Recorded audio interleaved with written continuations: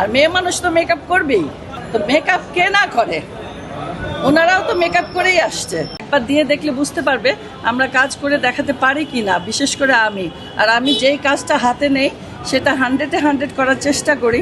আমি যেই কাজটাই ধরেছি সেটাই ফার্স্ট হয়েছি। এখন এইখানে কি হবে সেটা জানি না।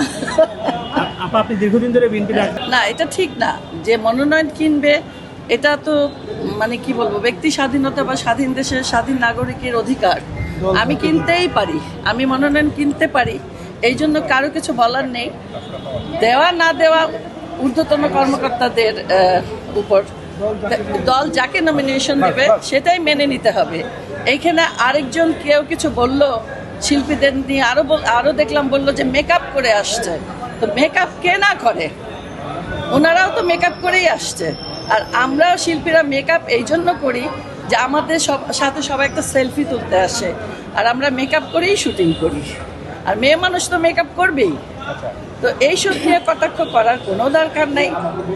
অবশ্যই আছে, আমি সেই তর্ক বিতর্কতে যাব না। হ্যাঁ, দল যাকে নমিনেশন দেবে সেটাই আমাদেরকে মেনে নিতে হবে। আমি তো 100% আশাবাদী, তারপরে দেখা যাক।